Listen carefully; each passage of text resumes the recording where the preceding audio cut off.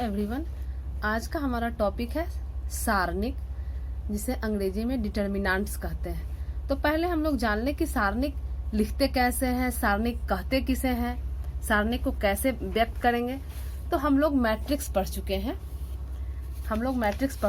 तो मैट्रिक्स में जैसे मान लेते हैं कि कोई मैट्रिक्स के बारे में हम लोग जानते हैं, मैट्रिक्स का प्रॉपर्टीज, मैट्रिक्स पर प्रारंभिक संक्रिया कैसे हम लगाते हैं, सब चीज हम लोग पीछे पढ़ चुके हैं, कर चुके हैं। तो अब हम लोग सारणिक के बारे में जाने। मान लेते हैं कि कोई मैट्रिक्स हमारा है 2 3 4 5, कुछ भी ले लिए, तो ए बराबर ले लिए। तो इस ए को सारणिक के रूप में, इस मैट्रिक्स को सारणिक के रूप में कैसे लिखेंगे, तो हम ऐसे चिन्ह देंगे। ये जो हमारा चिन्ह होगा ये हमारा सारणिक का चिन्ह। तो और ये चिन्ह हमेशा याद रखेंगे, यह जो बड़ी ब्रैकेट की तरह जो मुड़ा हुआ चिन्ह है यह मैट्रिक्स का चिन्ह होता है। और इसका अगर हम सारणिक लेते हैं तो इसे हम ऐसे सीधा चिन्ह देंगे। तो ये हमारा हो जाएगा 2 3 4 5। तो इस तरह हम लोग ए के सारणिक को, इस ए के सारणिक को हम लोग इसको समझने के लिए लिख देते हैं कि ए के सारणिक को ये चिन्ह से हम लोग लिखते हैं, या डेट ए का मतलब हुआ डिटर्मिनेंट ए। तो इसे इस रूप में लिखे, या डेट ए लिखे, या डिटर्मिनेंट को हम लोग ऐसे लिखते हैं त्रिभुज के रूप में, जिसका ये दाहिना साइड जो है मोटा होता है, तो ये हम लिखते हैं। तो सारणी को सूचित करने के लिए हम या तो ये चिन्ह या डेट ए या इस तरह का चिन्ह लेंगे। तो इससे हम लोग सारणी को सूचित करते हैं। अब जो है सारणिक कहते किसे हैं, तो सारणिक के लिए हम लोग जान ले कि प्रत्येक वर्ग आव्यूह, चूंकि आव्यूह हम लोग पढ़ चुके हैं, तो उसमें कोटि हमारा वह 2x3 कोटि का भी होता था, 3x4 कोटि का भी, 3x2 कोटि का भी आव्यूह होता था। लेकिन हम सारणी के लिए जो हम आव्यूह लेंगे तो वह हमेशा वर्ग आव्यूह होना चाहिए। जैसे ये था तो हमारा 2x2 कोटि का था। अगर लेंगे तो, अगर हम आगे मैट्रिक्स लेंगे सारणिक के लिए, तो 3x3 कोटि का होना चाहिए, 1 कोटि का होना चाहिए। तो हम कह सकते हैं कि प्रत्येक वर्ग आव्यूह को एक संख्या द्वारा संबोधित करते हैं। जैसे ये वर्ग आव्यूह है, तो संख्या द्वारा कैसे हम संबोधित किए, तो इसको हम सारणिक के रूप में लिखें और इसको सॉल्व करेंगे, क्योंकि आगे इसमें हम बताएंगे। इसको सॉल्व करेंगे तो एक मान आएगा। तो वर्ग आव्यूह को एक संख्या द्वारा जो हम संबोधित करते हैं, तो वही हमारा वर्ग आव्यूह का सारणिक कहलाता है। यानी केवल वर्ग आव्यूहों के सारणिक होते हैं, सिर्फ वर्ग आव्यूहों के ही सारणिक होंगे, बाकी आव्यूह के नहीं। तो ये चीज हम लोग ध्यान रखेंगे। अब हम लोग चलते हैं सारणिक, 1 कोटि का सारणिक कैसे लिखेंगे। देखें, जैसे 1 कोटि का सारणिक, चूंकि 1 कोटि का भी वर्ग आव्यूह होता है, तो 1 कोटि का सारणिक मान लेते हैं कि ए जो है ये मैट्रिक्स है, 1 कोटि का मैट्रिक्स है ए। तो 1 कोटि का सारणिक यानी ये हम लिखेंगे तो ये हमारा ऐसे आएगा और बराबर ये हमारा 4, इसका संख्यात्मक मान 4 आएगा। मान लेते हैं कि बी मैट्रिक्स हमारा है -2, तो इसे सारणिक के रूप में लिखने के लिए हम बी लिखेंगे, तो -2 लिखेंगे और ये हमारा इसका संख्यात्मक मान, यानी ये हमारा हो जाएगा -2। एक चीज हमेशा याद रखेंगे कि ये चिन्ह, चूंकि यहाँ सारणिक चल रहा है, यहाँ इसको मॉड मत समझिएगा, ये मॉड नहीं हो सकता है। यह सारणिक जब भी अगर भाषा के भी रूप में लिखा हो तो सारणिक -2 बराबर -2 मॉड रहता है, तो उसका भाषा के रूप में मापांक रहता है, तो वहां पर जो है ये माइनस हमारा प्लस हो जाता है। तो इस चिन्ह को मापांक कभी भी भूल से नहीं समझिए, ये हमारा सारणिक का चिन्ह है। तो ये हमारा 1 कोटि का सारणिक, और कैसे संख्यात्मक मान निकालते हैं ये हमने दिया। अब दूसरी कोटि का सारणिक लेते हैं, यानी 2x2, ये हमारा 1x1 कोटि का सारणिक था। अब 2x2 कोटि का सारणिक, तो इसे कैसे लिखते हैं और कैसे इसका संख्यात्मक मान निकालते हैं, तो इसे हम लोग देख लें। जैसे मान लेते हैं कि कोई सारणिक है हमारा, कोई सारणिक मान लेते हैं, जैसे इसी को पहले ले लेते हैं। ये जो हमारा है ए बराबर, ये मैट्रिक्स है 2 3 4 5, तो इसका सारणिक निकालते हैं। तो ये हमारा डिटर्मिनेंट ऑफ ए, इसे पढ़ेंगे, या डेट ए, एकदम याद रखिए डेट ए कहें, या इसका सारणिक ऐसे।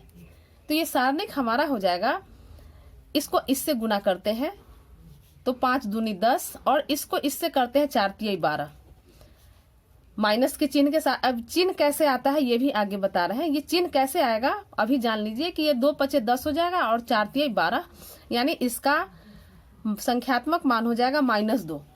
तो इसे व्यापक रूप में हम लोग लिखते हैं 2x2 कोटि का सारणिक जो है उसे व्यापक रूप में हम लोग ऐसे लिखते हैं कि डिटर्मिनेंट बराबर 2 कोटि का हम लोग संख्यात्मक, ये अवयव हम लोग ले लेते हैं, संख्यात्मक नहीं, जनरल व्यापक वैल्यू ले लेते हैं, जो कि मैट्रिक्स में हम लोग जान चुके हैं। पहली पंक्ति लिखना है तो A11 A12, दूसरी पंक्ति लिखेंगे तो A21 A22, सेम वही आएगा लेकिन सारणिक का चिन्ह होगा, चूंकि सारणिक कर रहे हैं। तो ये हमारा, इसको याद रखें, इसको इससे गुना कर लेंगे पहले, इसको इससे करेंगे, यानी इसको पहले इससे करेंगे, यानी ये हमारा हो जाएगा A11 A22 माइनस, फिर इसको इससे करेंगे A21 A12। अब चिन्ह के लिए समझ लें हम लोग, चूंकि इतना इसका मान होता है, इसको याद रखेंगे। अब चिन्ह के लिए तो चूंकि पहला जो है यहाँ, ये पहली पंक्ति का पहला स्तंभ है, तो ये होता है, ये समझने के लिए लिख रहे हैं -1 पर पावर, यहाँ 1 + 1 1 + 1 यानी -1 पर पावर 1 + 1 2 हो गया, यानी यह चिन्ह जो है हमारा 1 का स्क्वायर हो गया, -1 का स्क्वायर हो गया, यानी हमारा चिन्ह प्लस हो जाएगा, इसीलिए यहाँ पर प्लस हो गया। दूसरा जो है यहाँ A21 है, यानी -1 पर हम लोग लेंगे 2 + 1, तो -1 पर पावर 2 + 1 यानी 3 हो गया। तो ये हमारा हो जाएगा, -1 को 3 बार गुना करेंगे तो -1, इसलिए यहाँ पर -1 हो गया। तो ये चीज याद रखेंगे, कैसे हम लोग चिन्ह को कैसे हम लोग लिखेंगे, ये हम लोग याद रखें। तो ये हमारा 2x2 कोटि का हो गया, और कैसे गुना करेंगे, इसको इससे और इसको इससे, A11 A22 minus A21 A12। तो ये हमारा 2x2 कोटि का सारणिक हो गया। अब तीसरा मेन हम लोग 3x3 तक ही सारणिक में जानेंगे। तीसरा 3x3 कोटि का सारणिक, कोटि के आव्यूहों का सारणिक, चूंकि आव्यूह का ही हम लोग सारणिक बनाते हैं, लेकिन वर्ग आव्यूह का, ये बात हमेशा याद रखेंगे। 3x3 कोटि के आव्यूह का सारणिक। तो मान लेते हैं कि इसका व्यापक मान ही लेते हैं, मान लेते हैं कि कोई मैट्रिक्स है हमारा A11 A12 A13 A21 A22 A23 और A31 A31 A32 A33। हम लोग पीछे इसको जान चुके हैं कैसे लिखते हैं। तो ये तो हमारा मैट्रिक्स है, तो इसे सारणिक के रूप में हम लोग ऐसे लिखेंगे। तो ये मैट्रिक्स का चिन्ह ऐसे, हमेशा चिन्ह ध्यान रखेंगे, जब भी मुड़ा हुआ हो यानी बड़ी कोष्ठ के जैसा हो तो वह मैट्रिक्स का चिन्ह होता है, और सीधा में लिखते हैं, यानी यह चिन्ह अगर हमारा सीधा रहता है तो ये हमारा सारणिक होता है। तो इसे सारणिक के रूप में ऐसे लिखेंगे A11 A12 A13 A21 A22 A23 A31 A32 और A33, ये सारणिक के रूप में लिखे। अब जो है, अब इसे कैसे सॉल्व करेंगे, तो इसमें ध्यान रखेंगे, या तो प्रथम पंक्ति लेंगे चाहे प्रथम स्तंभ, कुछ भी लेकर चल सकते हैं। तो चलते हैं प्रथम पंक्ति के अनुदिश जो है विस्तार करते हैं इसे सॉल्व करने के लिए, इसका संख्यात्मक मान प्राप्त करने के लिए। तो लिखते हैं प्रथम पंक्ति यानी R1 के अनुदिश, प्रथम पंक्ति के अनुदिश विस्तार करने पर, तो विस्तार कर रहे हैं, ये हमारा डिटर्मिनेंट रहेगा, डिटर्मिनेंट है। पहली पंक्ति ले रहे हैं, पहली पंक्ति चूंकि चिन्ह भी ध्यान रखेंगे, पहली पंक्ति का पहला अवयव है यहाँ 1 है, यानी -1 पर पावर 1 + 1 और A11 हो जाएगा। इसको पहले हम 2x2 के डिटर्मिनेंट में चेंज करते हैं, यानी A11 ले लिए तो ये छोड़ देंगे और ये छोड़ देंगे, इसके सामने जो आएगा उसको छोड़ेंगे, इसको छोड़ेंगे, बाकी जो बचेगा उसको लिखेंगे A22 A23 A32 A33 चिन्ह प्लस ही देंगे, फिर प्लस दें, चिन्ह का निर्धारण हो जाएगा। कैसे करते हैं, तो पहले प्लस देकर चलते हैं। -1 दूसरा ले रहे हैं तो 1 2 है, -1 पर पावर 1 + 2 और A12 गुना में A12 आ जाएगा।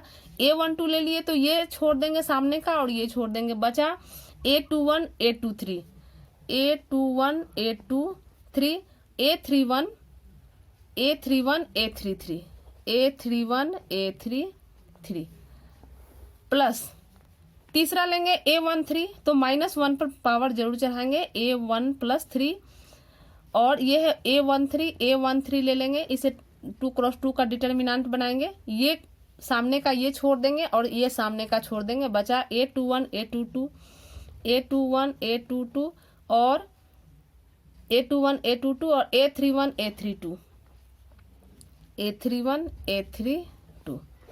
अब हम लोग 2 × 2 के डिटर्मिनेंट को सॉल्व करने के लिए हम लोग इसमें 2 × 2 वाले में जान चुके हैं, तो इससे इसको सॉल्व करेंगे।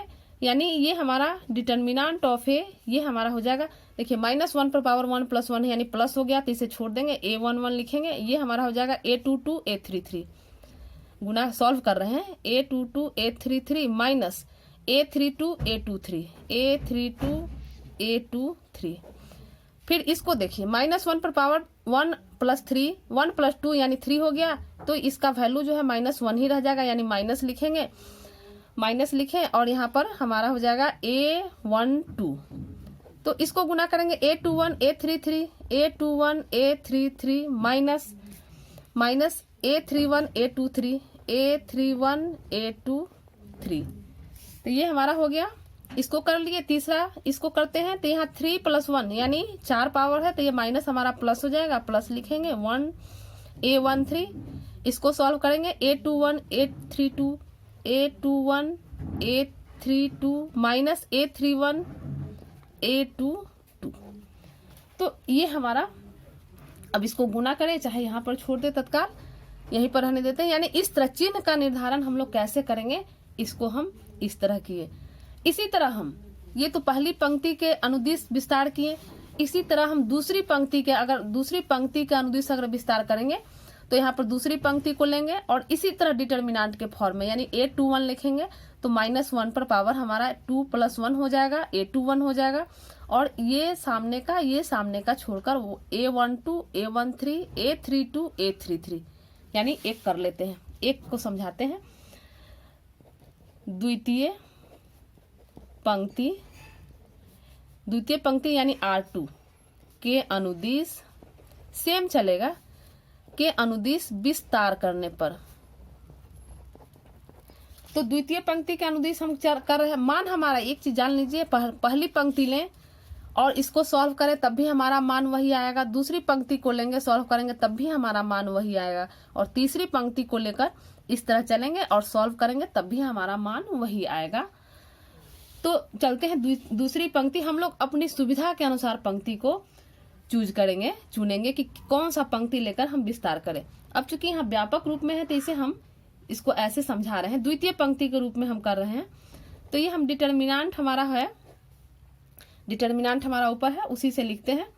यहाँ पर डिटर्मिनेंट ऑफ ए जो है ये हमारा हो जाएगा -1 पर पावर, दूसरी पंक्ति है, दूसरी पंक्ति में यहाँ पर देख लीजिए 2 1 है, 2 + 1 हो जाएगा, दूसरा में 2 + 2 और तीसरा में 2 + 3। तो लिखते हैं 2 प्लस -1 पर पावर हो जाएगा 2 + 1 और A21 है, A21 है तो यहाँ बाकी बचा A21 है, ये छोड़ देंगे तो A12 A13 A32 A33 यानी A12 A13 A32 A33 plus दूसरा ले लेंगे -1 पर पावर हो जाएगा 2 + 2, तो ये है हमारा A22 हो गया, तो ये छोड़ दिए और ये छोड़ दिए, तो बचा A11 A13 A31 A33 A11 A13 A31 A33।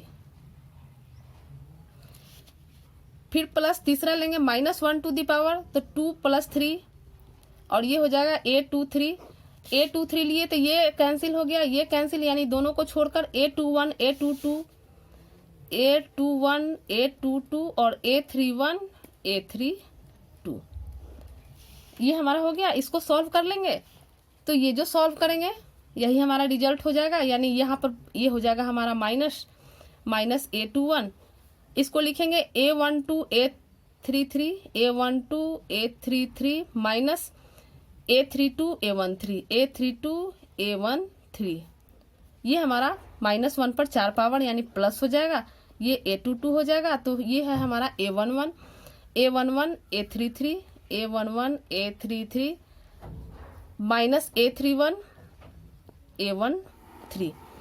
फिर तीसरा यहाँ पर 3 और 2 5 यानी -1 पर 5 पावर यानी ये माइनस रह जाएगा, ये हमारा A23 रह जाएगा। इसको सॉल्व करेंगे A21 A32 माइनस A31 और A22 यानी द्वितीय प्रसरण से ये भी जो हमारा आया और ये भी पहला का, तो ये दोनों ही हम सॉल्व करेंगे सेम है, यानी किसी भी पंक्ति को लेकर चलेंगे तो हमारा संख्यात्मक मान वही आएगा। इसी तरह हम स्तंभ का भी करते हैं, यानी एक स्तंभ को लेकर चलते हैं। स्तंभ में क्या आता है, एक स्तंभ को देख लें, लिखते हैं समझने के लिए कि इसी तरह स्तंभ का भी प्रसरण होगा। जैसे इसी तरह स्तंभ का भी प्रसरण होगा। जैसे एक को करके देख ले रहे हैं। जैसे हमारा डिटरमिनेंट था, यहाँ पर डिटरमिनेंट को पहले लिख लेते हैं, करने में आसानी है। हुई A11 A12 A13 A21 A22 और A23 A31 A32 A33। तो पहले स्तंभ के अनुदिश करते हैं, पहले स्तंभ लिखते हैं। पहले स्तंभ के अनुदिश विस्तार करने पर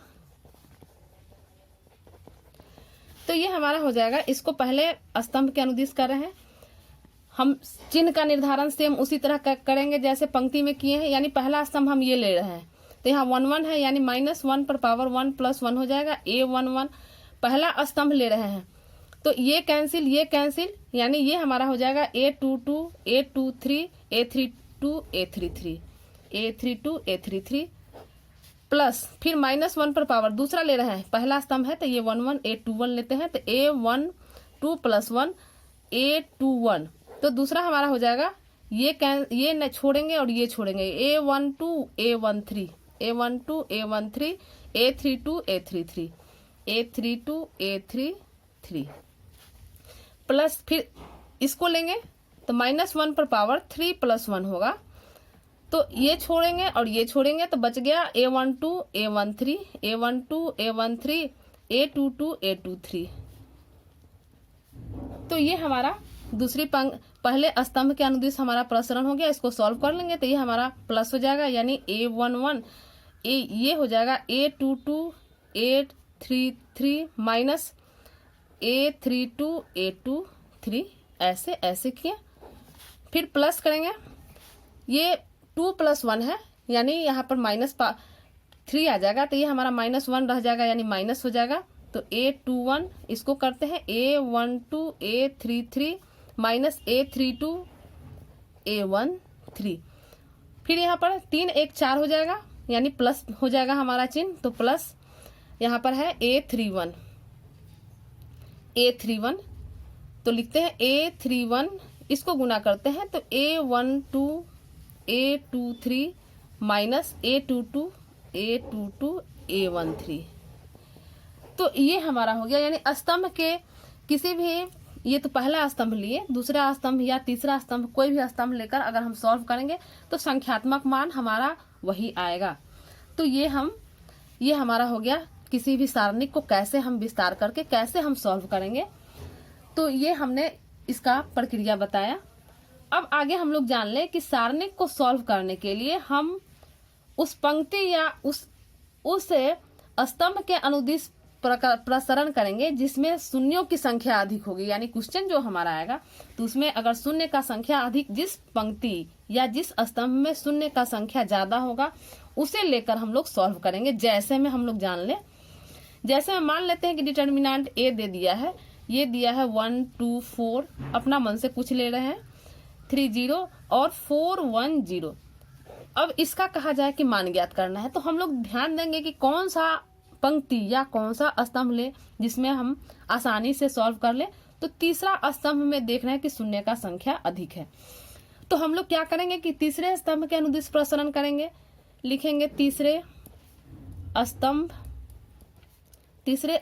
के अनुदिश विस्तार करने पर, चूंकि उसमें शून्य का संख्या अधिक है तो डिटर्मिनेंट इसका निकालेंगे। ये तीसरा ले रहे हैं, ये हमारा चिन्ह भी ध्यान देंगे, तीसरा स्तंभ है, यानी यहाँ पर हमारा होता है A13, तो A13 होता है तो -1 पर पावर हो जाएगा। अब समझने के लिए चूंकि लिख दे रहे हैं, -1 पर पावर, ये हमारा पंक्ति पहला है और तीसरा स्तंभ है, A13 हो जाएगा इंटू 4 ले लेंगे, तो ये हमारा -1 3 और 4 1।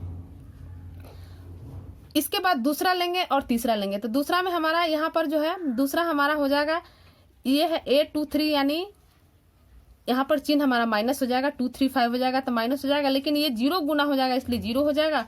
और फिर ये लेंगे तो ये हमारा पर हो जाएगा, ये हमारा हो जाएगा A33, यानी ये हमारा A33 है तो 3 + 3 6 हो जाएगा, यानी -1 पर पावर 6 तो प्लस हो जाएगा, लेकिन 0 से गुना कर रहे हैं तो ये 0 हो जाएगा। यानी ये आसान हो गया हमारा, तीसरा स्तंभ लिए तो हमारा 0 0 आ गया। अब इसे सॉल्व कर लेंगे, यहाँ पर -1 पावर है, -1 पर 1 + 3 पावर है यानी 4, यानी ये प्लस हो गया। तो इसको सॉल्व करते हैं, -1 को 1 से गुना करेंगे -1 और इसको गुना करेंगे तो -12, तो ये हमारा हो गया 4 गुने -13 यानी -52। तो क्वेश्चन बनाने के लिए हम लोग हमेशा ध्यान देंगे कि कौन सा पंक्ति लें और कौन सा स्तंभ लें जिससे सॉल्व करने में आसानी हो। तो ये हमारा आज डिटर्मिनेंट रहा, बहुत ही इजी चैप्टर है, हम लोग इसे आसानी से कर सकते हैं। तो थोड़ा सा मतलब ढंग से देखने की जरूरत है, चिन्ह को ध्यान देने की जरूरत है, तो इसे आप लोग अच्छे से देख लें। धन्यवाद।